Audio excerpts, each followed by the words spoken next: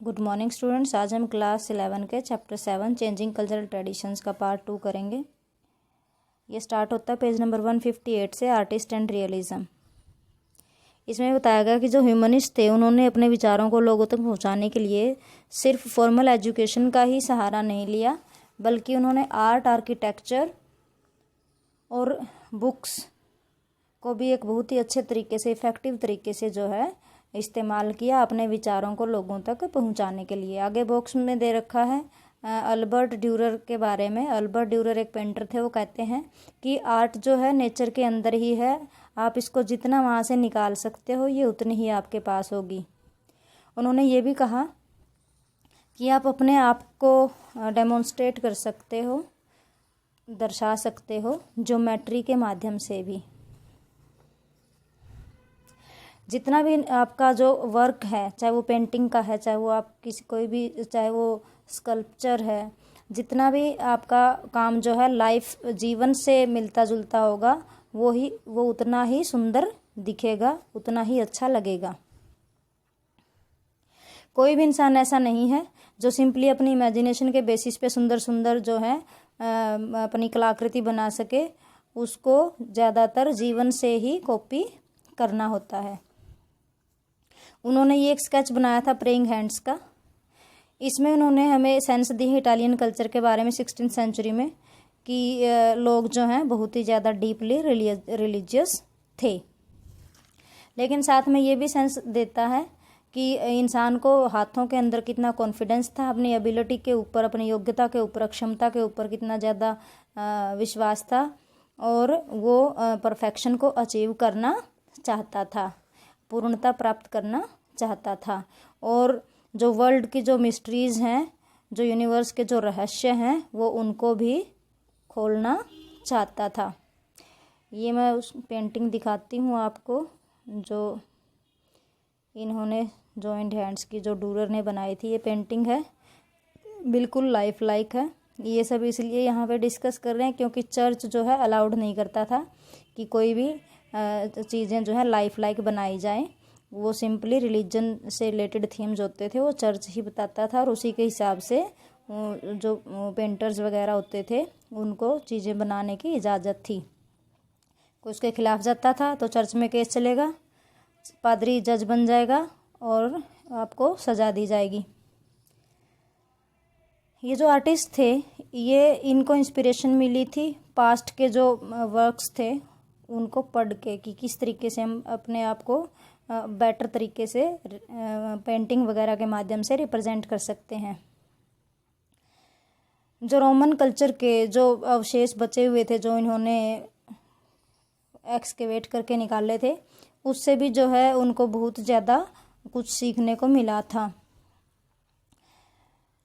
Roman empire को collapse हुए 1000 साल हो गए थे, लेकिन अब जो उन्होंने एक्सकेवेट किया तो उनको रूइंस में काफ़ी सारी चीज़ें मिली। जो अवशेष बचे हुए थे सिटी के, वहाँ पे काफ़ी सारी चीज़ें मिली। उसको उन्होंने बहुत एडमायर किया। जैसे कोई स्कल्पचर मिल जाते हैं आपको, तो उससे आपको इंस्पिरेशन मिलेगी कि लाइफ लाइक स्टैचू जो है आप इस तरीके से बना सकते हो। आपको कुछ बिल्डिंग्स के रूइंस मिले हैं, उससे आपको ये प्रेरणा मिल सकती है आप किस तरीके से बिल्डिंग्स को बना सकते हो।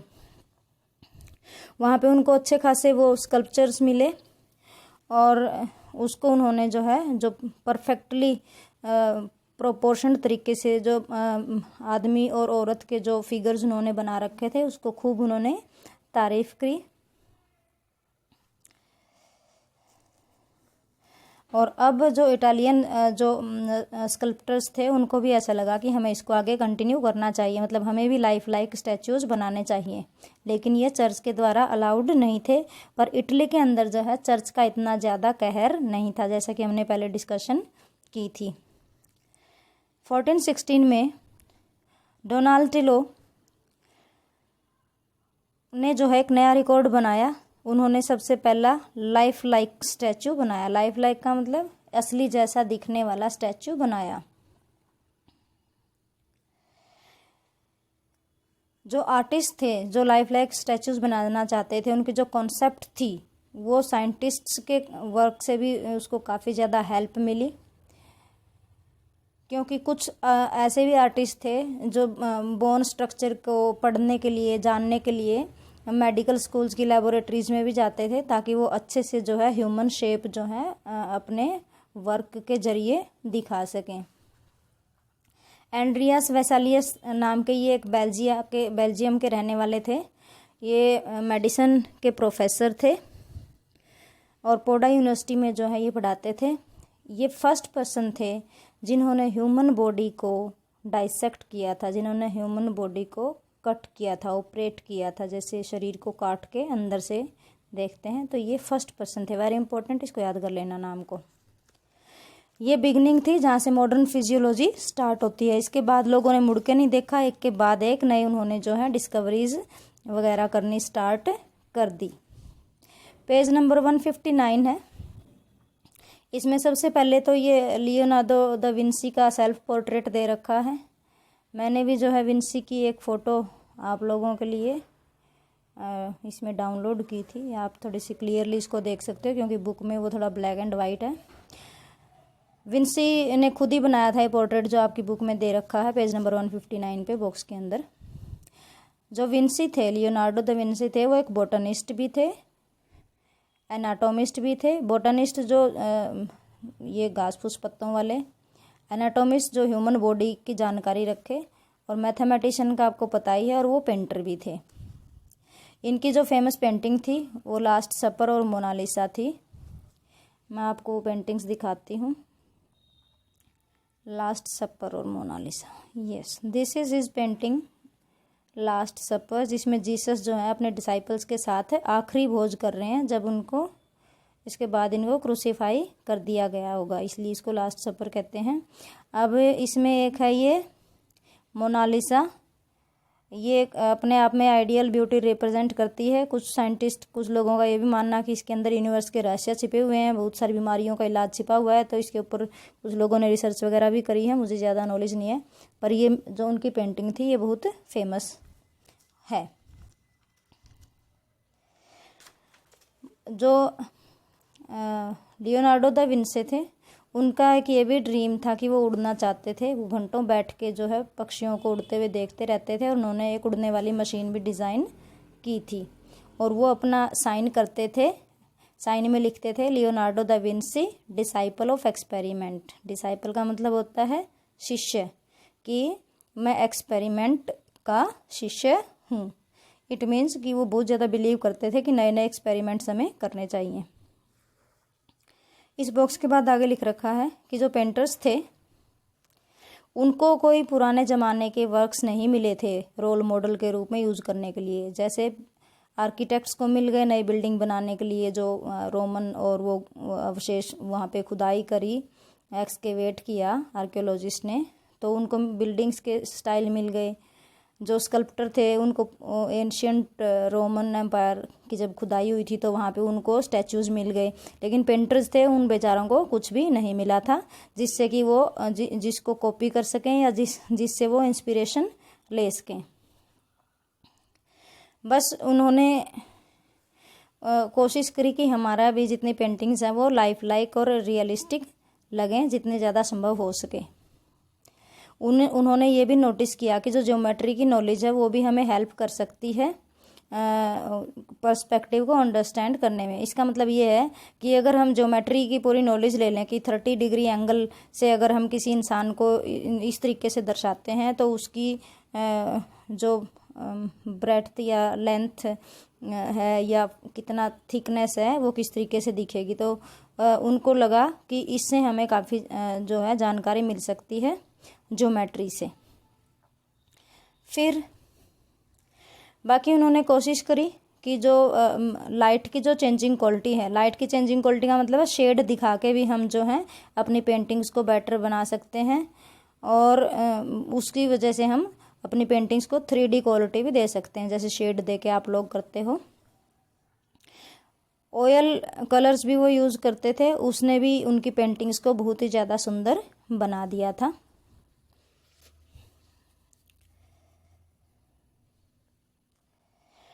इन्होंने जो कलर्स और डिज़ाइंस बनाए थे काफ़ी सारे कॉस्ट्यूम्स के पेंटिंग्स के अंदर, तो ये साफ साफ दर्शा रहे थे कि इनके ऊपर जो है मंगोल्स का और पर्शियन आर्ट का काफ़ी ज़्यादा इम्पैक्ट है। तो इस प्रकार से जो अनाटोमी थी, जो ज्योमेट्री थी, जो फिजिक्स थी, और एक स्ट्रॉन्ग सेंस कि क्या सुंदर लगेगा, कैसी वाली चीज़ हम बनाएंगे तो सुंदर लगेंगी, इन सब ने मिलके जो इटालियन आर्ट थी उसको एक नई क्वालिटी दी। इसी क्वालिटी को रियलिज्म कहते हैं, जो 19वीं सेंचुरी तक चलता रहा। आगे है आर्किटेक्चर। आर्किटेक्चर में ये लिखा हुआ है, जो सिटी ऑफ रोम था वो 15वीं सेंचुरी से लेके काफ़ी फैबुलस तरीके से जो है इसने रिवाइव किया। 1417 से पोप्स जो थे अब बहुत ज़्यादा पॉलिटिकली स्ट्रोंगर बन गए थे, क्योंकि पहले जब 1378 में एक साथ 2 पोप जो है इलेक्ट हो गए थे और वो एक दूसरे के राइवल थे व्यूज़ में, लेकिन अब उनकी वो जो पर्सनल राइवलरी थी वो एंड हो गई थी। और उसके बाद दोनों ने मिलके जो है एक्टिवली इनकरेज किया रोम की हिस्ट्री को पढ़ने के लिए, कि लोगों को इनकरेज किया कि आप जो है हिस्ट्री के बारे में जानो, इसको पढ़ो, एंशिएंट पास्ट को। जो रोम के जो रूइंस थे, जो अवशेष थे, उनको अच्छे से आर्कियोलॉजिस्ट ने एक्सकेवेट किया। आर्कियोलॉजी भी एक नए स्किल के रूप में उभर के आया और इसने आर्किटेक्चर का एक नया स्टाइल जो है इंस्पायर किया, जिसको हम ये भी कह सकते हैं वास्तव में वो इम्पीरियल रोमन स्टाइल था, उसी को रिवाइव इन्होंने किया था। अब उसको क्लासिकल स्टाइल के नाम से जाना जाने लग गया था और क्लासिकल स्टाइल की अब बिल्डिंग्स बनने लग गई थी। पोप जो थे और जो वेल्दी मर्चेंट्स थे और जो रॉयल पीपल थे, वो सारे जो हैं आर्किटेक्ट्स को पैसे देते थे, उनको एम्प्लॉय करते थे और ये प्रेफर करते थे कि उनको क्लासिकल आर्किटेक्चर की नॉलेज होनी चाहिए ताकि उस हिसाब से हम बिल्डिंग्स बना सकें। आर्टिस्ट और जो स्कल्प्टर्स थे उनको भी यूज़ किया जाता था बिल्डिंग्स को डेकोरेट करने के लिए। उनको बोला जाता था कि आप पेंटिंग्स बनाओ और स्कल्पचर्स बनाओ और रिलीफ्स बनाओ। रिलीफ होते हैं लकड़ी के ऊपर कोई भी डिज़ाइन कार्व करना जिसकी ऊंचाई ज़्यादा नहीं होती, उसको रिलीफ बोलते हैं। तो ये सारे वो यूज़ करते थे बिल्डिंग्स को डेकोरेट करने के लिए। कुछ ऐसे भी लोग थे जो काफ़ी सारे उनके अंदर स्किल्स थे, जैसे एक आदमी है वो पेंटर भी है, स्कल्प्टर भी है और आर्किटेक्ट भी है। इसका सबसे ज़्यादा इम्प्रेसिव एग्जाम्पल है माइकल एंजिलो। माइकल एंजिलो का लाइफ स्पैन था 1475 से लेके 1564 तक और ये भी काफ़ी स्किलफुल थे लियोनार्डो दा विंसी की तरह। उनकी जो फेमस पेंटिंग्स थी वो थी जो सिस्टाइन चैपल है, उसकी छत के ऊपर उन्होंने जो पेंटिंग की थी उसको डेकोरेट किया था, वो उसने उनको अमर बना दिया, मतलब वो बहुत ही फेमस है। उनका एक स्टैचू है द पिएटा और उन्होंने सेंट पीटर्स चर्च को भी डिज़ाइन किया था। अभी मैं दिखाती हूँ आपको the Pieta. This is Pieta. ये माइकल एंजिलो का फेमस पीस ऑफ स्कल्पचर है जिसमें जीसस अपनी माँ की गोद में, मैरी की गोद में लेटे हुए हैं। It is really life like. तो चर्च ये भी अलाउड नहीं करता था कि ऐसे जीसस को आप इस तरीके से दिखाओ, तो ये भी एक न्यू स्टाइल का सैंपल था। आगे इसमें दे रखा फिलिप्पो ब्रूनेलेसी 1337 से लेकर 1446 तक इनका लाइफ स्पैन था। ये एक आर्किटेक्ट थे। इन्होंने डिज़ाइन किया था जो डूमो ऑफ फ्लोरेंस है उसको, और इन्होंने अपना करियर जो है स्कल्प्टर के रूप में ही स्टार्ट किया था। ये है वो डूमो ऑफ फ्लोरेंस। इसकी आपकी बुक के अंदर भी जो है इसका फोटोग्राफ दिया हुआ है, तो आप वहाँ से भी देख सकते हैं। पेज नंबर 160 है आगे। इसमें बताया कि एक और चेंज आया था। इस टाइम तक जो आर्टिस्ट थे वो अब खुद के नाम से जाने जाते थे, ना कि उनके गिल्ड या ग्रुप के नाम से। मैंने तुम्हें बताया था पिछले चैप्टर में, गिल्ड एक ऑर्गेनाइजेशन होती थी जैसे डिफरेंट टाइप के जो ऑक्यूपेशन होते थे, आर्टिस्ट होते थे, वो जूलर्स की भी हो सकती है, पेंटर्स की भी होती है। सो दे विल पैट्रोनाइज, जो भी नए आर्टिस्ट हैं वो वहाँ जा सकते हैं, उनको रॉ मटेरियल वगैरह मिल जाता है, लेकिन उनको वो एक बॉन्ड साइन करना पड़ता है कि इतने साल तक आप इसी के साथ काम करोगे, और सारी चीज़ें जो है वो मैनेज करते हैं, उनको एक सैलरी भी साथ में दी जाती है। तो लेकिन अब जो है जो पेंटर्स वगैरह थे, आर्टिस्ट थे, वो इंडिविजुअली जाने लग गए थे, ना कि गिल्ड के नाम से। ये भी चेंज आया था इस टाइम पे। आगे दे रखा था फर्स्ट प्रिंटेड बुक्स। इसमें लिखा कि अगर लोग जो हैं ग्रेट आर्टिस्ट्स के काम को देखना चाहते हैं, वो ग्रेट बिल्डिंग्स को देखना चाहते हैं, वो स्कल्पचर्स को देखना चाहते हैं, तो उनको इटली जाना पड़ेगा ट्रैवल करके। लेकिन अगर रिटन वर्ड्स हैं वो इटली में लिखे गए हैं, वो दूर दूर के देशों में भी जा सकते हैं। ये पॉसिबल था बिकॉज ऑफ प्रिंटिंग टेक्नोलॉजी। और इस प्रिंटिंग टेक्नोलॉजी के लिए जो यूरोपियंस थे वो काफ़ी सारे लोगों के प्रति आभारी थे। Chinese, first of all the Chinese, क्योंकि इन्होंने ही प्रिंटिंग पेपर वगैरह इन्वेंट किया था, प्रिंटिंग टेक्नोलॉजी। और फिर मंगोल रूलर्स के प्रति भी इनको आभारी होना चाहिए था। Because European traders and diplomats, वो जाते थे वहाँ पे ट्रेड के पर्पज़ से या किसी और पर्पज़ से, और वहाँ से इन्होंने जो है ये टेक्नोलॉजी देख के यहाँ पे यूरोप के अंदर इसकी जानकारी दी थी। और ये सिर्फ प्रिंटिंग से रिलेटेड नहीं है, पेपर वगैरह से रिलेटेड नहीं है, इसके अलावा भी काफ़ी सारे इन्वेंशंस थे जो एशिया से होके वहाँ पे यूरोप में गए थे और लोगों ने इसको यूज़ किया था। जिसमें से एक है कंपास, जो डायरेक्शन वगैरह बताने के लिए यूज़ करते हैं सी वॉयजेस के टाइम पे। एक है एबेकस। ये एबेकस होता है एक काउंटिंग डिवाइस होता है, कैलकुलेटर की तरह, जो पुराने ज़मानों में यूज़ करते थे। और फायर आर्म्स, जिसको गोला बारूद वगैरह बोलते हैं, वो भी चाइना ने ही गन पाउडर इन्वेंट किया था। तो एशिया से इन्वेंट होके ये चीज़ें यूरोप में गई थी, तो इसलिए आपकी बुक में लिखा है कि उनको जो है कुछ और लोगों के प्रति भी आभारी होना चाहिए इन आविष्कारों के लिए। पहले के जो बुक्स थी यहाँ पे यूरोप के अंदर या इटली के अंदर, वो हैंड रिटन कॉपीज ही होती थी और कुछ गिनी चुनी मात्रा में ही होती थी। 1455 में बाइबल की 150 कॉपी इन्होंने प्रिंट करी थी। जोहानस गुटेनबर्ग की जो प्रिंटिंग प्रेस थी, उन्होंने, ये जर्मनी में थी, तो उन्होंने इस लैंग्वेज में जो है 150 कॉपी निकाली। लेकिन इसमें साथ में ये बता रखा है कि एक मंक को 150 कॉपी बनाने में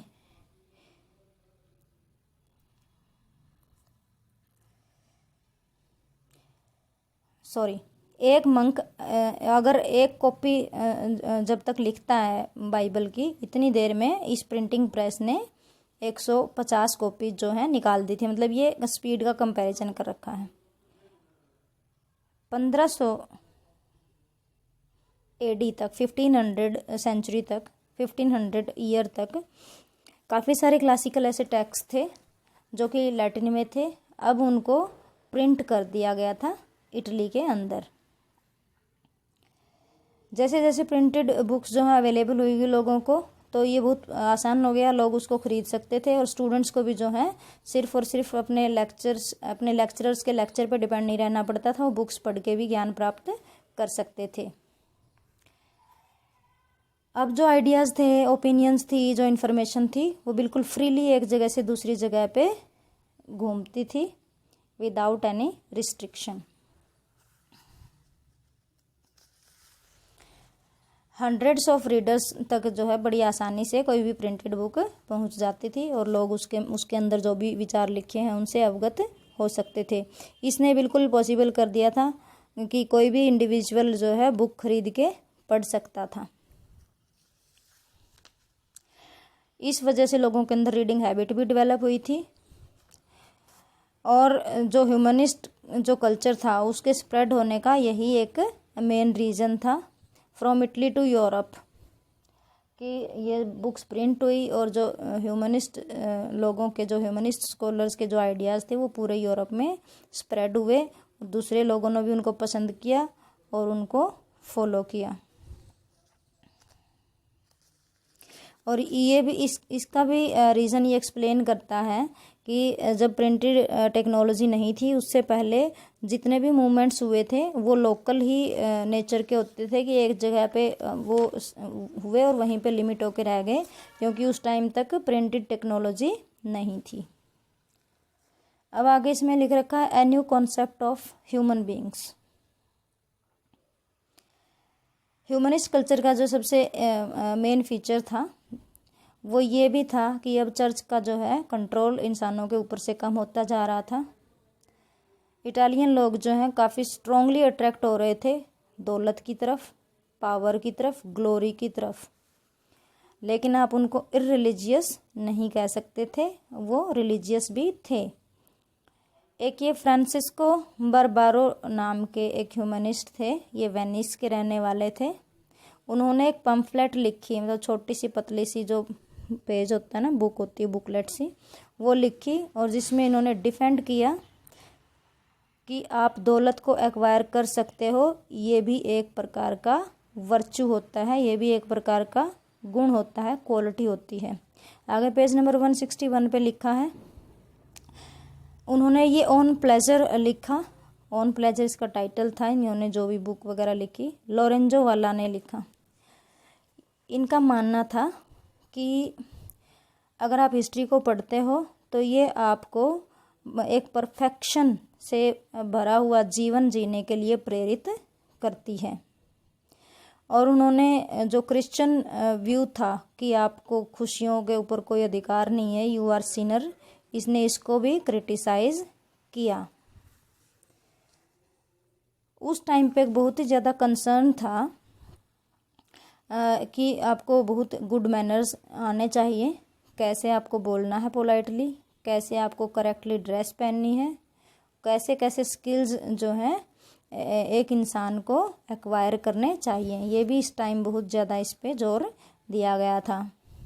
ह्यूमनिज़्म के अंदर ये भी बात आती थी कि हर इंडिविजुअल जो है उसके अंदर क्षमता है कि वो अपने जीवन को अपने तरीके से जी सके।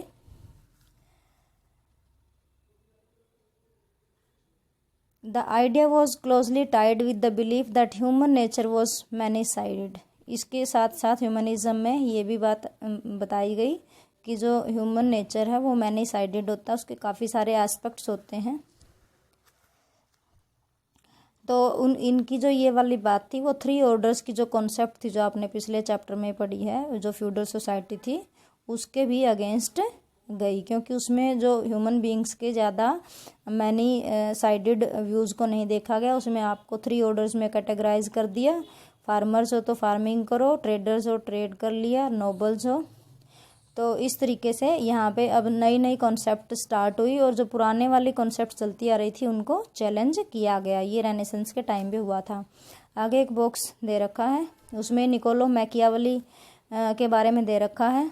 उन्होंने ह्यूमन नेचर के बारे में लिखा है, एक बुक लिखी है द प्रिंस, ये 1513 में इन्होंने लिखी थी। और ये स्टेट क्राफ्ट से रिलेटेड है, राजनीति से रिलेटेड है कि कैसे राजाओं का बिहेवियर होना चाहिए, कैसे उनको रूल करना चाहिए, जैसे अपने अर्थशास्त्र है इस तरीके से। इसमें ये कहते हैं कि जब कभी भी आदमियों, तो इस बुक के अंदर जो है मैकियावेली ने बोला कि जब इंसानों के बारे में, ख़ासतौर से आदमियों के बारे में डिस्कस किया जाता है और प्रिंसेस के बारे में डिस्कस किया जाता है, तो प्रिंसेस को ही बहुत ज़्यादा लोग देखते हैं, ऑब्जर्व करते हैं, और अगर उनके अंदर क्वालिटीज़ हैं तो उनको जो है प्रेज मिलती है, और अगर उनके अंदर कमी है तो कंडमनेशन भी सबसे ज़्यादा उन्हीं को मिलती है। मतलब आम आदमी को इतने ज़्यादा नोटिस नहीं करते लोग, प्रिंसेस को बहुत ज़्यादा नोटिस करते हैं, उनके बिहेवियर को, उनकी क्वालिटीज़ को और उनकी वीकनेसेस को। फॉर एग्ज़ाम्पल, कुछ को वो मानते हैं कि जेनरस हैं, दयालु हैं, उदार हैं, और कुछ को ये मानते हैं कि वो बहुत ही ज़्यादा कंजूस हैं। कुछ प्रिंसेस को वो बोलते हैं कि ये लोगों का भला करने वाले हैं, दूसरों को देने वाले हैं। कुछ प्रिंसेस को वो मानते हैं ये बहुत ही ग्रीडी हैं, लालची हैं। कुछ को वो क्रूअल मानते हैं और कुछ को दयालु मानते हैं। कुछ को फेथफुल मानते हैं और कुछ को फेथलेस मानते हैं। और कुछ प्रिंसेस को वो गर्लिश मानते हैं, गर्लिश नेचर के, लड़कियों जैसे नेचर के हैं, डरपोक हैं। और कुछ प्रिंसेस को मानते हैं कि बिल्कुल ही फियर्स और बहादुर हैं, तेज, लड़ाके और बहादुर। कुछ मैन बहुत ही सभ्य होते हैं और कुछ बहुत ही घमंडी होते हैं। कुछ कैरेक्टरलेस होते हैं और कुछ बिल्कुल ही प्योर होते हैं। कुछ बिल्कुल ही गायललेस होते हैं। गायललेस का मतलब है कि आपको कोई भी कुछ भी बोले आप तुरंत उसकी बात मान लोगे बिना सोचे समझे, बुद्धू। और कुछ जो है बिल्कुल चालाक भी होते हैं। कुछ अड़ियल होते हैं और कुछ फ्लेक्सिबल भी होते हैं। कुछ सीरियस होते हैं, कुछ हंसमुख होते हैं। कुछ रिलीजियस भी मिल जाएंगे आपको और कुछ भगवान को ना मानने वाले भी मिल जाएंगे। ये मैकियावेली ने अपनी बुक द प्रिंस में ऐसे डिस्क्राइब किया हुआ प्रिंसेस के बारे में। मैकियावेली का ये भी मानना था कि ऑलमोस्ट सारे आदमी जो हैं बुरे होते हैं, बुराई उनके नेचर में ही होती है और वो कभी भी उसको डिस्प्ले कर सकते हैं अपने बुरे नेचर को। और उनका ये भी मानना था कि इंसान का हर एक्शन जो है अपनी डिज़ायर्स से ही प्रेरित होता है और डिज़ायर्स जो हैं उनको आप कभी भी सेटिस्फाई नहीं कर सकते पूरे तरीके से। मैकियावेली ने ये भी देखा कि इंसान अगर कोई भी काम करता है तो उसके लिए सबसे बड़ा मोटिवेशन होता है उसका खुद का इंटरेस्ट, मतलब इंसान काम करता है अपने स्वार्थ के लिए। आगे लिख रखा है इसमें नया टाइटल डाल के, द एस्पिरेशंस ऑफ वीमेन। औरतों की क्या इच्छाएं थी, वो क्या चाहती थी उस जमाने में। ये जो जितने भी हमने अब तक पढ़ा है इंडिविजुअलिटी के बारे में, सिटीजनशिप के बारे में या कुछ भी, इसमें औरत इसके अंदर नहीं थी, वो एक्सक्लूड कर दी गई थी इससे। जो अरिस्टोक्रेटिक फैमिलीज थी वहाँ पर आदमी ही फैमिली को और पब्लिक लाइफ को डोमिनेट करते थे। औरतों की ज़्यादा पूछ नहीं होती थी और उनके डिसीजंस को भी कोई ज़्यादा वैल्यू नहीं दिया जाता था। लोग अपने बेटों को तो शिक्षा दिलाते थे ताकि अपना फैमिली बिजनेस को वो संभाल सकें और पब्लिक लाइफ में जो उनका रोल एक्सपेक्ट किया जाता है वो उसको अच्छे से निभा सकें। और कई बार वो अपने लड़कों को, जो यंगर बॉयज़ होते थे, उनको चर्च को ज्वाइन करने के लिए भेज देते थे, क्योंकि जैसा कि हमने पढ़ा है चर्च में भी फुल एंजॉयमेंट वो समझते थे कि है। औरतों को जो दहेज में सामान मिलता था उसको, जो दहेज में जो पैसा मिलता था वो उसको बिजनेस में इन्वेस्ट कर देते थे। लेकिन अगर बिजनेस से रिलेटेड कोई भी डिसीजन लेना है तो औरत की कोई पूछ उसमें नहीं करते थे। शादी ज़्यादातर इसलिए की जाती थी कि जो बिजनेस रिलेशंस हैं वो ज़्यादा स्ट्रॉन्ग हो जाएं और बिजनेस की तरक्की हो। अगर कोई पिता अपनी बेटी के लिए दहेज का प्रबंध नहीं कर सकता था तो वो अपनी डॉटर को जो है नन्स की जो मोनेस्ट्री होती थी, जिसको कॉन्वेंट बोलते थे, उसमें भेज देता था और वो एक नन बन जाती थी। तो इस तरीके से हम देख सकते हैं कि जो औरत थी उसका जो पब्लिक रोल है वो बिल्कुल ही लिमिटेड सा था और उनको सिर्फ घर बार को चलाने वाले के रूप में ही देखा जाता था। पेज नंबर 162 पे दे रखा आगे। जो मर्चेंट्स की फैमिलीज होती थी उनमें औरत की जो पोजीशन थी वो डिफरेंट होती थी। अभी एक जो फेमस फीमेल स्कॉलर थी उनका फ़ोटो मैं लेके आती हूँ। शॉपकीपर जब बाहर होते थे तो उनकी जो वाइफ होती थी वो उनकी शॉप को चलाती थी। मर्चेंट्स की जो परिवार होते थे और बैंकर्स के जो परिवार होते थे उनकी भी पत्नियां जो हैं वो अगर किसी काम से बाहर गए हुए हैं, आउट ऑफ स्टेशन है, तो अपने हस्बैंड का काम जो है वो संभालती थी। तो इसलिए उनको थोड़ी बहुत एजुकेशन दे दी जाती थी। अगर किसी मर्चेंट की बहुत ही अर्ली डेथ हो जाती है तो उसकी पत्नी जो है वो सारे उसके जो हस्बैंड वाले रोल्स थे वो प्ले कर सकती थी।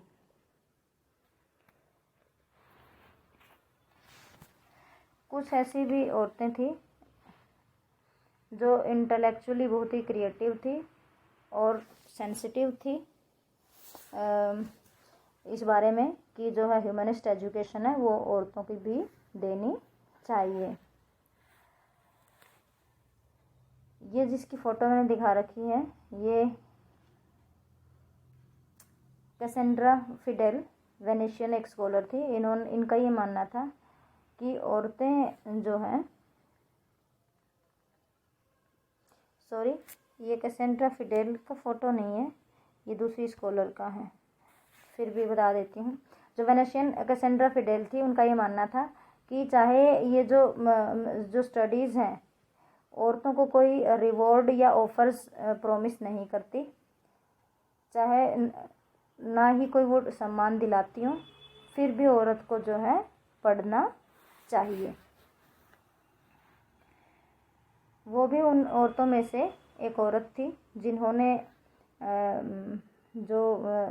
इसको क्वेश्चन उठाया। जो लोग ऐसा मानते थे कि जो औरतें हैं वो इनकैपेबल हैं और उनके अंदर कोई क्वालिटीज़ हो ही नहीं सकती, तो इन्होंने इसको क्वेश्चन किया और बोला कि औरतें भी जो हैं अचीव कर सकती हैं। फिडेल जो थी वो जानी जाती थी उनकी प्रोफिशिएंसी के लिए, ग्रीक और लैटिन के लिए। ग्रीक और लैटिन लैंग्वेज उनको अच्छे से आती थी और इनको काफ़ी सारे यूनिवर्सिटीज़ में भी लेक्चर देने के लिए इनवाइट किया जाता था। इनकी जो राइटिंग्स हैं फिडेल की, वो दर्शाती हैं कि एजुकेशन का जो है कितना जनरल रूप से अगर हम देखें आमतौर पे कि उसको कितना ज़्यादा रिगार्ड ये करती थी। इन्होंने भी रिपब्लिक्स को क्रिटिसाइज़ किया, जिसमें रिपब्लिक के रूल जिस तरीके से क्रिएट किए गए थे, रिपब्लिक की डेफिनेशन इस लिमिटेड तरीके से दी गई थी जो आदमी की डिज़ायर्स को ही बहुत ज़्यादा फेवर करती थी और औरत को बिल्कुल कम वैल्यू देती थी। दूसरी जो रिमार्केबल वीमेन है वो थी marchesa of Mantua, Isabella day stay.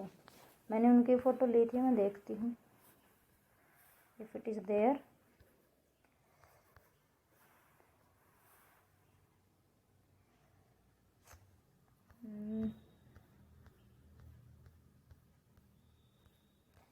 She was very beautiful lady. I had got her image from Google, but generally these disappear from my device without my permission. I am so surprised. Okay, let it be. So ये जो मर्चेसा of मैंटुआ थी, इनका नाम Isabella day stay था। 1474 से लेकर 1539 तक इनका लाइफ स्पैन था। इन्होंने एक स्टेट को रूल किया था जब इनके हस्बैंड एब्सेंट थे वहाँ पे, और ये मैंटुआ का जो कोर्ट है उसको चलाती थी। ये एक स्मॉल स्टेट था और ये जो लेडी थी she was famous for her intellectual brilliance. इस टाइम की जो औरतों की जो राइटिंग्स हैं वो रिवील करती हैं कि किस तरीके से दे वर फुल्ली कन्विक्टेड।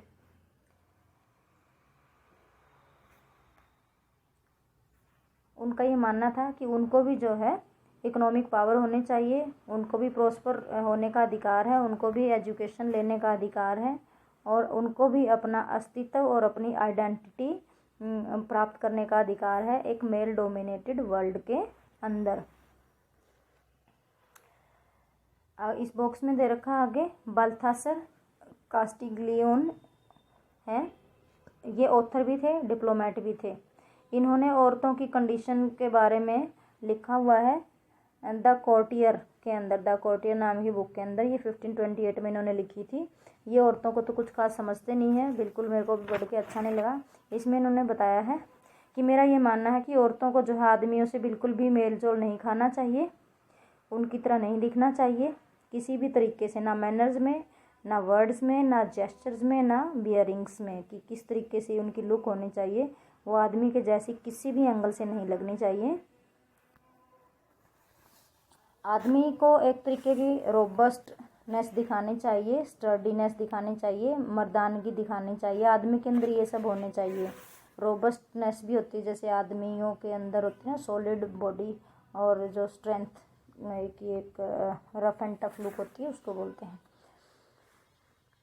फिर ये कहते हैं कि इसी तरीके से औरतों के अंदर जो है सिर्फ सॉफ्ट, डेलिकेट, सभ्य और औरतों वाले ही स्वीटनेस होनी चाहिए, और किसी भी एंगल से आदमी की तरह दिखने की उनको कोशिश नहीं करनी चाहिए।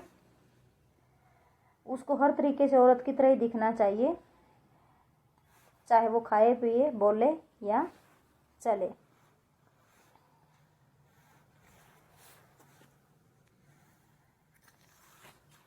और उसका वैसे ये भी मानना था कि कुछ तो ऐसे वर्चूज होते हैं, कुछ अकम्पलिशमेंट्स होती हैं बिल्कुल, जो जैसे आदमी अपने लेवल की अकम्पलिशमेंट्स करते हैं, औरतों को भी अपने टाइप की अकम्पलिशमेंट्स, अचीवमेंट्स करनी चाहिए। क्योंकि मेरा ये मानना है कि कुछ वर्चूज जो होते हैं, जो मन से रिलेटेड होते हैं, उनको फिजिकली एक्शंस नहीं करने पड़ते, तो वो औरत के अंदर होने चाहिए जैसे आदमी के अंदर भी होते हैं। फिर वो आगे औरतों के लिए कहते हैं कि उनको बहुत ही अच्छा होना चाहिए, और हर तरह का अफेक्टेशन जो है वो त्याग देना चाहिए। अफेक्टेशन होता है वो बिहेवियर जो आप किसी को इम्प्रेस करने के लिए करते हैं, मतलब आपको दिखावे वाला बिहेवियर नहीं करना चाहिए, आपको बिल्कुल नेचुरल तरीके से ग्रेसफुल लगना चाहिए, वेल मैनर्ड होने चाहिए, क्लेवर भी हो, प्रूडेंट भी हो। प्रूडेंट होता है बुद्धिमान, और लेकिन कभी भी औरत को घमंड नहीं होना चाहिए, ना ही उसको जेलसी रखनी चाहिए, और ना ही बुरे शब्द जो है अपनी ज़ुबान पे लाने चाहिए, और ना ही उसको दिखावा करना चाहिए।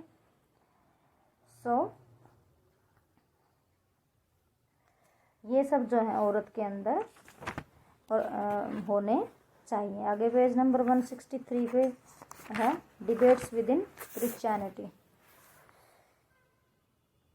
इसमें ये बताया है कि जो इटालियन टाउन्स थे या कोर्ट्स थे, दरबार थे, वो दुनिया के दूसरे हिस्सों से कनेक्टेड थे, ट्रेड की वजह से, ट्रैवल की वजह से, और मिलिट्री जो इन्होंने अटैक किए थे, कॉन्क्वेस्ट की थी एक दूसरी जगहों की, उसकी वजह से, और डिप्लोमेटिक इनके रिलेशन भी थे दूसरे देशों के साथ, इस वजह से पूरी दुनिया के साथ लिंक्ड हो चुके थे।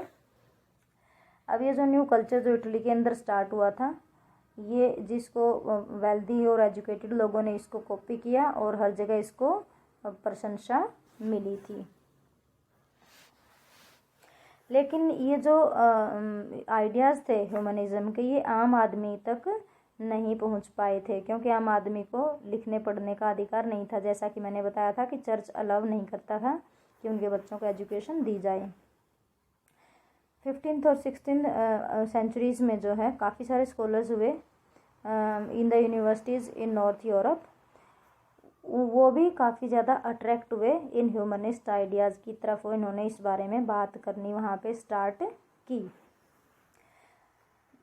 उन्होंने भी इटालियन स्कॉलर्स की तरह फोकस किया क्लासिकल ग्रीक और रोमन टेक्स्ट के ऊपर, कि क्लासिकल जो ग्रीक की और रोमन बुक्स हैं उनको पढ़ा जाए, और क्रिश्चियंस की भी होली बुक्स को फोकस किया जाए, आम आदमी को अवेलेबल कराया जाए।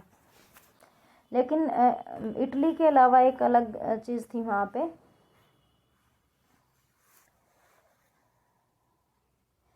अलग चीज़ ये थी कि नॉर्थ यूरोप के अंदर जो भी ह्यूमनिस्ट मूवमेंट था, उसने ना केवल पढ़े लिखे लोगों और स्कॉलर्स को ही अट्रैक्ट ही नहीं किया, बल्कि चर्च के लोगों को भी अट्रैक्ट उसने किया।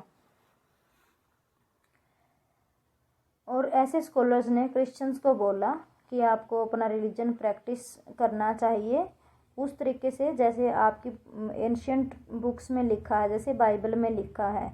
आपको ये अननेसेसरी के जो रिचुअल्स हैं ये सारे त्याग देने चाहिए। और उन्होंने ये भी कहा कि ये जितने भी अननेसेसरी फालतू की बातें ऐड कर रखी हैं आपके रिलीजन में, ये बाद में ऐड हुई हैं, ओरिजिनल बुक में नहीं है। यहाँ पे बिल्कुल ही क्रांतिकारी तरीके से एक नए व्यूज़ थे ह्यूमन बींग्स के बारे में, कि ह्यूमन बींग्स जो हैं वो फ्री हैं और रैशनल एजेंट्स हैं। मतलब वो ऐसे अंधविश्वासी बन के किसी को फॉलो नहीं कर सकते, वो आज़ाद हैं, उनको हर तरीके के अधिकार हैं। बाद में जो फिलोसफर्स आए वो भी घूम घूम के उन्होंने भी इसी बात पे फोकस दिया। और अगर उन्होंने भगवान में भी विश्वास था तो उनका यही मानना था कि भगवान ने इंसान को क्रिएट किया है, लेकिन उसको पूरी फ्रीडम दी है, पूरी आज़ादी दी है कि आप अपना जीवन जी सको और खुशियों को प्राप्त कर सको। जैसे चर्च कहता था कि इंसान को खुशियों का अधिकार नहीं है, तो इनका मानना था कि भगवान ने हमें खुशियों का भी अधिकार दिया है। क्रिश्चियन ह्यूमनिस्ट जो थे, जैसे थॉमस मोर थे इंग्लैंड के अंदर, इरास्मस थे पोलैंड के अंदर, इन्होंने भी ये महसूस किया कि चर्च जो है बहुत ज़्यादा लालची हो गया है और जब देखो पैसे खसोटता रहता है आम आदमी से। और चर्च का जो पैसे खसोटने का एक वो फेवरेट मेथड था, उसका नाम था सेल ऑफ इंडल्जेंसीज। मैंने तुम्हें बताया था ये एक ऐसा डॉक्यूमेंट था, इसको कोई भी खरीद ले तो वो उसको पाप से मुक्ति दिला देता था। मतलब चर्च उस पर लिख के देगा भगवान की तरफ से कि मैंने आपको माफ़ कर दिया आपके पापों के लिए, और पैसे ले लेगा, डॉक्यूमेंट बेच देगा। तो ये बहुत ही ज़्यादा बुरी एक्टिविटी थी जो चर्च करता था। अब क्रिश्चियंस ने ये रियलाइज़ किया कि जब ये जो बाइबल की ट्रांसलेशन हो गई थी लोकल लैंग्वेजेज में, लोगों ने इसको पढ़ लिया था कि हमारे बाइबल में तो ऐसी कोई प्रैक्टिस जो है अलाउ नहीं कर रखी कि आप डॉक्यूमेंट पे लिख दो और सिन फ्री हो जाओ। यूरोप के ऑलमोस्ट हर हिस्से में जो पीजेंट्स थे उन्होंने रिवोल्ट करना स्टार्ट कर दिया था टैक्सेस के अगेंस्ट, जो चर्च ने लोगों के ऊपर टैक्स लगा रखे थे। कॉमन मैन इस चीज़ के भी खिलाफ था कि चर्च जब देखो पैसे इनसे वसूलता रहता था।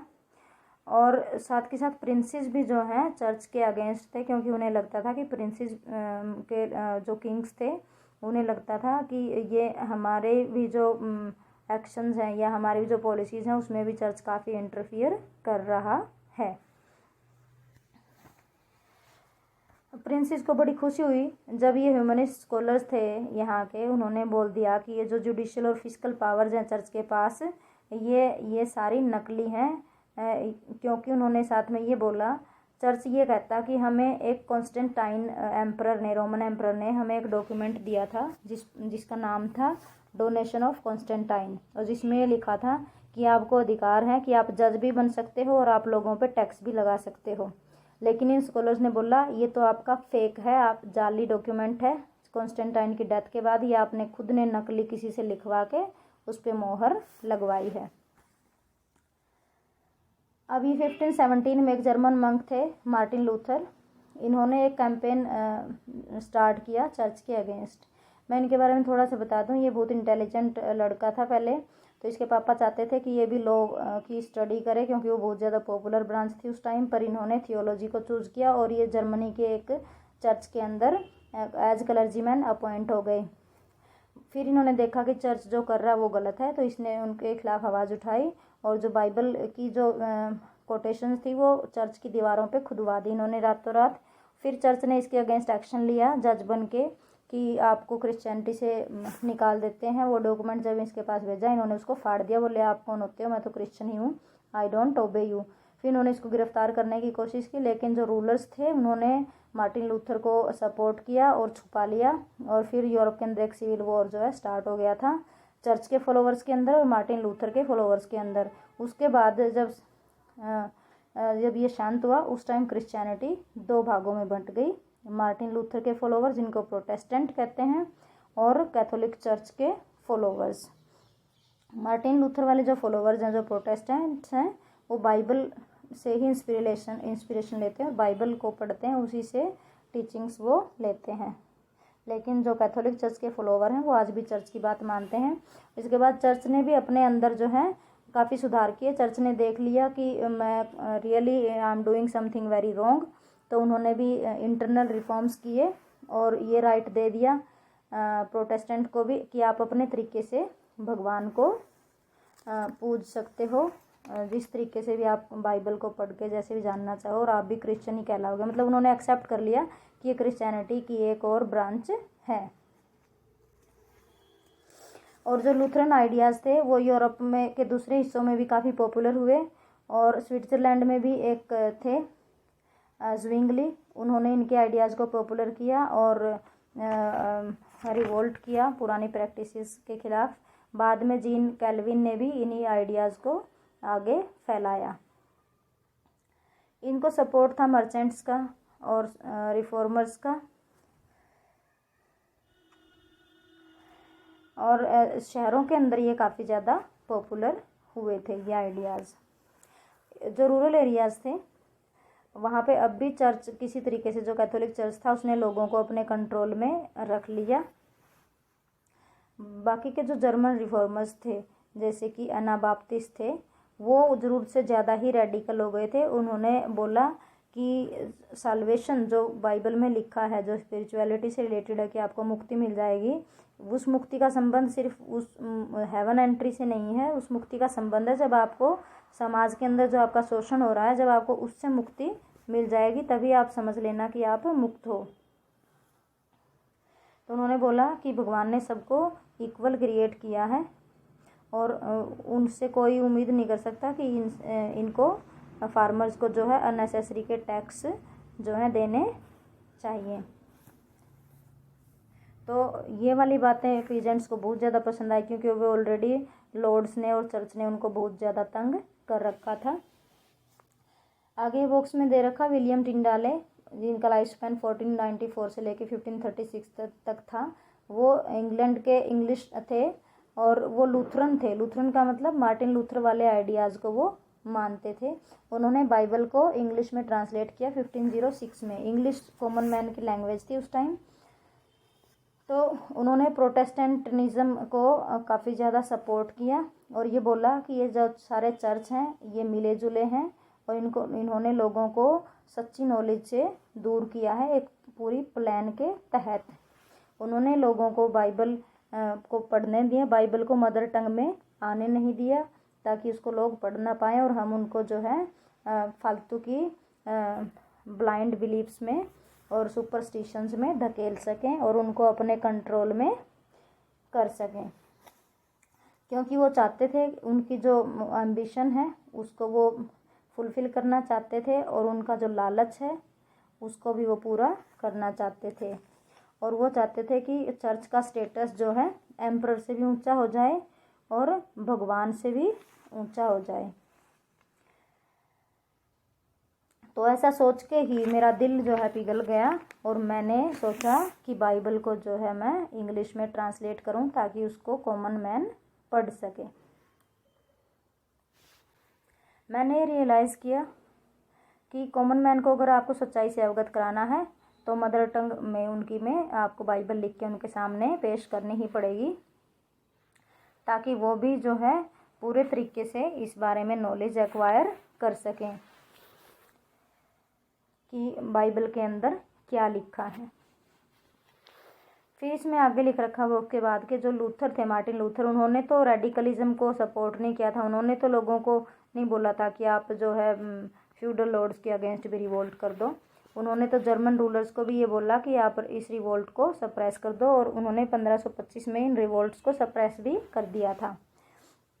लेकिन रेडिकलिज्म फिर भी सर्वाइव किया और फ्रांस के अंदर जाके जो है ये फ्रांस का जो रूलर था लुई 16 वो कैथोलिक चर्च का ही फॉलोअर था। तो लोगों ने उसके अगेंस्ट भी इसी को इम्प्लीमेंट कर दिया कि जैसे वो साल्वेशन वाला है कि ये रूलर जो है हमारी इच्छाएं पूरी नहीं कर रहा, हमें एक्सप्लॉइट कर रहा, अच्छी पॉलिसीज़ नहीं बना रहा, तो हमें भी राइट है कि हम इसको रिमूव कर दें। तो इन्होंने थ्रोन से उसको हटा के रेवोल्यूशनरीज ने और उसको क्रूसीफाई तो क्या कहेंगे उसको, गिलोटिन मशीन होती थी उनकी, उसके द्वारा उसका गला काट दिया था, मतलब एक्सिक्यूट कर दिया था। जिसके परिणाम स्वरूप फ्रांस के अंदर जो है और यूरोप के बाकी हिस्सों में भी कैथोलिक चर्च ने अलाउ कर दिया था प्रोटेस्टेंट्स को कि आप अपने तरीके से पूजा कर सकते हो भगवान की।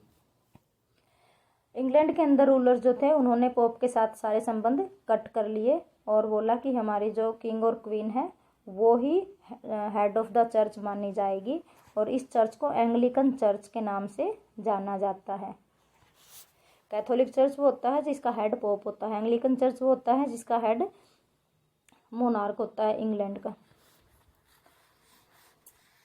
कैथोलिक चर्च ने भी इसके प्रभाव से अपने आप को बचा नहीं सका और उसने भी अपने अंदर काफ़ी चेंजेस किए और सेल ऑफ इंडल्जेंसेस वगैरह जो थी वो सब बंद कर दी। स्पेन और इटली के अंदर जो चर्चमैन थे उन्होंने भी इस बात पे जोर डाला कि एक सिंपल लाइफ हमें जीना चाहिए और गरीबों की सेवा करनी चाहिए। स्पेन के अंदर ये इग्नाशियस लोयोला नाम के एक दे रखे हैं।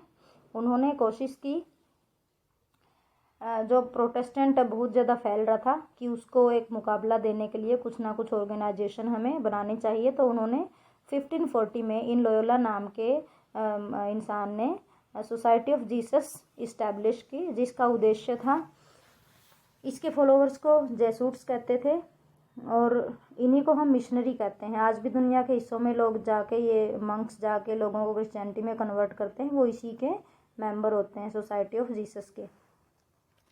तो इन्होंने बोला कि हमारा उद्देश्य है लोगों की नॉलेज को बढ़ावा देना, दूसरों के कल्चर के बारे में और गरीबों की सेवा करना। लेकिन मैंने तुम्हें बता दिया इनका मेन एम क्या होता था, दूसरे लोगों को क्रिश्चियनिटी में कन्वर्ट करना। पेज नंबर 165 पे दे रखा है ये 16-17 सेंचुरीज का डिस्क्रिप्शन, ये तुम लोग पढ़ लेना, ये एक टाइमलाइन की तरह दे रखा है। आगे चलते हैं हम द कोपरनिकन रेवोल्यूशन में। कोपरनिकस के बारे में मैंने तुम्हें क्लास में भी बताया था कि कोपरनिकस एक स्कॉलर थे जिन्होंने चर्च की इस थ्योरी को चैलेंज किया था एक बार कि अर्थ जो है स्टेशनरी नहीं है, सन स्टेशनरी है और अर्थ जो है उसके चारों तरफ चक्कर काट रही है, बाकी के प्लैनेट्स भी। तो लेकिन फिर जैसा कि मैंने बताया था, कोई चर्च के अगेंस्ट जब बोलता था तो उसके ऊपर वो केस फाइल करते थे और वहाँ पे सुनवाई होती थी। तो डर के मारे कोपरनिकस ने बोला कि मेरा दिमाग ख़राब हो गया था, मैंने ऐसे लिख दिया, लो ये कॉपी मैंने फाड़ दी, जला दी और मैं कभी भी आपके अगेंस्ट नहीं बोलूँगा। पर उन्होंने अपनी वो कॉपी, एक कॉपी उसकी जो रिसर्च की थी उन्होंने अपने पास रख रखी थी और जब उनकी डेथ होने लगी तो उन्होंने अपने एक फॉलोवर को वो दे दी थी कि इसको तुम पब्लिश कर देना, ये मेरे जीवन भर की कमाई है। इसी पैराग्राफ में ये बताया कि चर्च का ये मानना था कि इंसान जो है इतने ज़्यादा पाप करते हैं तो उनके पाप की वजह से धरती भारी हो गई है, तो वो इमूवेबल है, इस वजह से घूम नहीं पा रही, तो सन इसके चारों तरफ चक्कर काट रहा है और ये सारी फालतू की बातें उसमें बुक में वो चैलेंज की हुई थी। तो वो उनकी डेथ के बाद वो पब्लिश हुई थी, जिसका नाम था द रेवोल्यूशन। ही बस उनकी लैंग्वेज में था, इंग्लिश में इसका नाम द रोटेशन था। तो उन्होंने अपनी मृत्युशैया पे ये कॉपी जो है अपने फॉलोवर को दे दी और उन्होंने पब्लिश किया।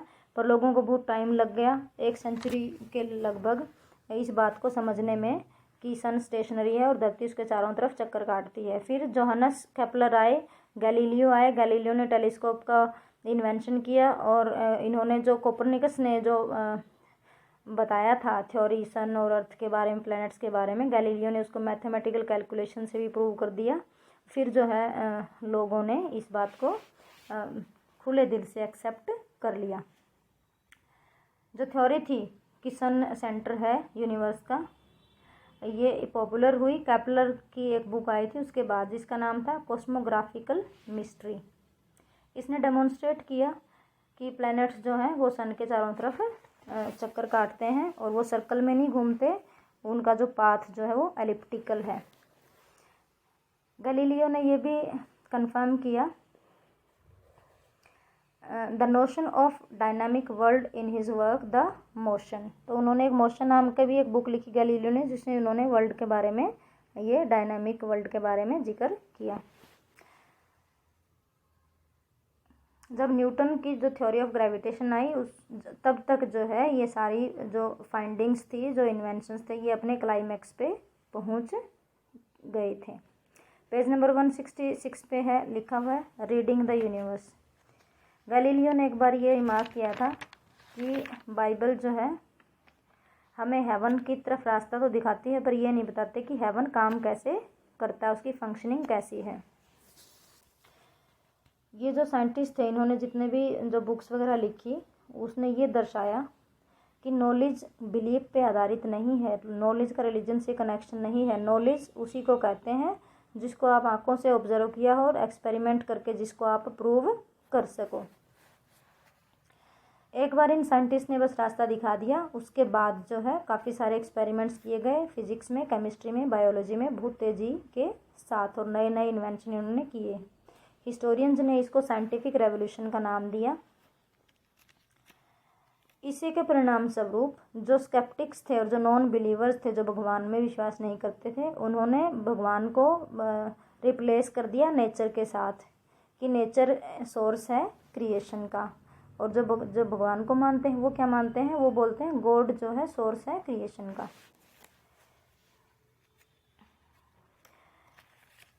अब जो लोग भगवान में विश्वास करते थे, अब उन्होंने भी ये मानना स्टार्ट कर दिया कि भगवान है, दूर रहते हैं वो, उन्होंने हमें क्रिएट किया है, और उन्होंने वो हमारे मटेरियल लाइफ को वो गवर्न नहीं करते, वो हमें इसका पूरा अधिकार देते हैं कि हम अपनी ज़िंदगी अपने तरीके से जी सकें। ये आइडियाज़ पॉपुलराइज हुए साइंटिफिक सोसाइटीज़ के द्वारा, जो इस्टेब्लिश करी गई थी, जिन्होंने एक नया साइंटिफिक कल्चर जो है पब्लिक डोमेन को दिखाया। एक थी ये the Paris academy, established in 1670। दूसरी थी द रॉयल सोसाइटी, लंदन के अंदर थी।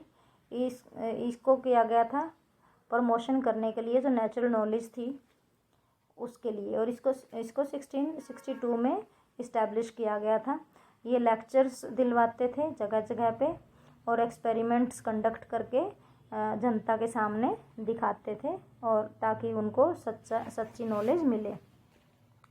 अब ये लास्ट टॉपिक है आपके चैप्टर का, was there a European renaissance in 14th century. क्या सच में रेनेसेंस हुआ था? इसमें इन्होंने ये बताया है कि चलो हम जो रेनेसेंस की कॉन्सेप्ट है उसको एक बार रिकंसीडर करते हैं। क्या हम सच में ऐसे देखते हैं कि पहले अचानक से सब कुछ डार्कनेस थी, और फिर 14th सेंचुरी में आके सडनली ग्रीक और रोमन ट्रेडिशंस का रिवाइवल हुआ था? क्या जो 12th से 13th सेंचुरी का पीरियड था उससे पहले का वाला टाइम को हम फुल ऑफ डार्कनेस कह सकते हैं?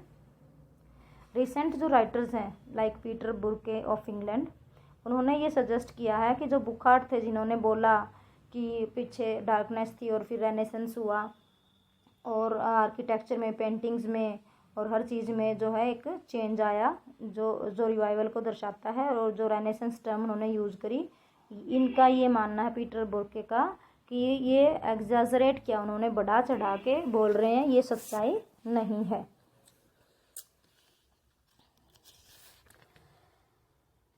कुछ स्कॉलर्स जो है वो उन्होंने इसको प्री क्रिश्चियन और क्रिश्चियन एरा के साथ कंपेयर कर दिया है, वो भी एक तरीके से एग्जैजरेटेड है। मतलब जो इसको मना कर रहे हैं कि रेनेसेंस नहीं हुआ था वो भी गलत है, और जो कह रहे हैं कम्प्लीटली रेनेसेंस था वो भी गलत है।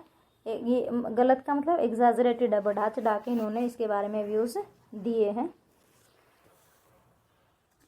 जो स्कॉलर्स थे अर्लियर सेंचुरीज के, उनको भी पता था ग्रीक और रोमन कल्चर्स के बारे में, और जो रिलीजन था वो काफ़ी इम्पोर्टेंट होता था उनके जीवन में। तो अगर हम ये देखते हैं